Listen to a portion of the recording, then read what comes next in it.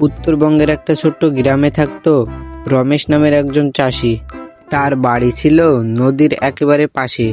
কুড়ে ঘর হলেও ছিল পরিষ্কার পরিচ্ছন্ন। রমেশ খুব গরিব ছিল, কিন্তু তার মনটা ছিল পাহাড়ের মতো বড়, আর হাত ছিল পরিশ্রমে ভরা। বাবা মা ছোটবেলাতেই মারা গিয়েছিলেন, তাই খুব অল্প বয়সেই রমেশ চাষের কাজ শিখে ফেলে। প্রতিদিন ভোরে সে মাঠে যেত। নিজের জমি ছিল না, গ্রামের জমিদার হরিপদ বাবুর মাঠে সে চাষ করত। বৃষ্টি রোদ যাই হোক, রমেশ কখনো কাজ এড়িয়ে যেত না। তার একটাই বিশ্বাস, পরিশ্রম কখনো মানুষকে ফেলে দেয় না। কিন্তু সমস্যার শেষ ছিল না।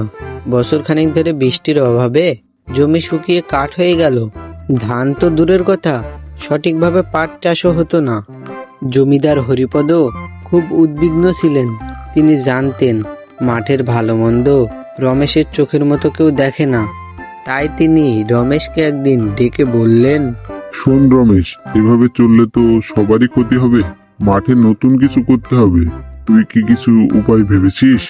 রমেশ কিছুক্ষণ চুপ করে থেকে বলল, যদি অনুমতি দেন, তাহলে আমি শুকনো জমিতে সূর্যমুখী ফুল এবং তিলের চাষ করতে চাই। এগুলোতে পানি কম লাগে এবং যত্ন নিলেই ফলন ভালো হয়। জমিদার একটু ভেবে রাজি হলেন। বললেন, ঠিক আছে, তোর উপরে আমার ভরসা আছে। যা প্রয়োজন আমাকে বলবি। এভাবেই শুরু হলো রমেশের নতুন লড়াই। অন্যরা তাকে থামাতে চাইল, এই শুকনো জমিতে আবার ফসল হয় নাকি? কিন্তু রমেশ হাসতো আর বলতো, চেষ্টা করলে সবই সম্ভব। রমেশ দিনের পর দিন কঠোর পরিশ্রম করলো। সকাল থেকে সন্ধ্যা পর্যন্ত সে গাছের যত্ন নিল, আগাছা পরিষ্কার করলো এবং প্রয়োজন মতো জমিতে জল দিল। তার কষ্ট দেখে গ্রামের ছেলেপিলেরা পর্যন্ত বলতো, রমেশ কাকু কখনোই হাল ছাড়ে না। কয়েক মাস পরে সবাই অবাক হয়ে দেখলো শুকনো মাঠে হলুদ রঙের সূর্যমুখী ফুলে ভরে গেছে। তিলের শিশু মাথা তুলে দাঁড়িয়ে, বাতাসে দুলতে থাকা এই দৃশ্য যেন এক নতুন আশার আলো। ফসল কেটে বাজারে নিয়ে যাওয়া হলো, দামও ভালো মিলল। জমিদার আনন্দে রমেশকে ডেকে বললেন, তুই না থাকলে এই বছরে সবটাই নষ্ট হয়ে যেত। আজ থেকে তুই আমার মজুর হিসাবে নয়, সঙ্গী হিসেবে কাজ করবি। রমেশ অবাক হয়ে তাকালো। হরিপদ বাবু আবারও বললেন, তুই এই জমিগুলোর ফসলের অর্ধেক মালিক হবি। তোর বুদ্ধি এবং শ্রমের মূল্য আমি দিতেই চাই। রমেশের চোখে জল এসে গেল।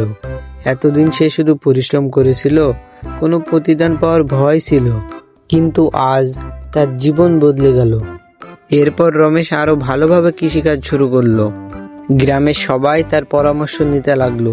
কেউ সবজি চাষ, কেউ ফুল চাষ, কেউ বা আবার নতুন পদ্ধতির সেচের ব্যবস্থা শিখলো তার কাছ থেকে। ক্রমে রমেশের জমানো টাকায় নিজের একটা ছোট্ট জমিও হলো। সেখানে সে নিজের মতো করে গাছ লাগালো, ধান, সবজি, শিম, ফুল, সবকিছুই।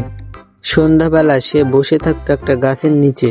বাতাসে দুলতে থাকা ফসল দেখে মনে হতো পৃথিবীর সব সুখ তার কাছে নেমে এসেছে। রমেশ বুঝেছিল মানুষের জীবনে একটা জিনিস সব থেকে জরুরি, হাল না ছাড়া।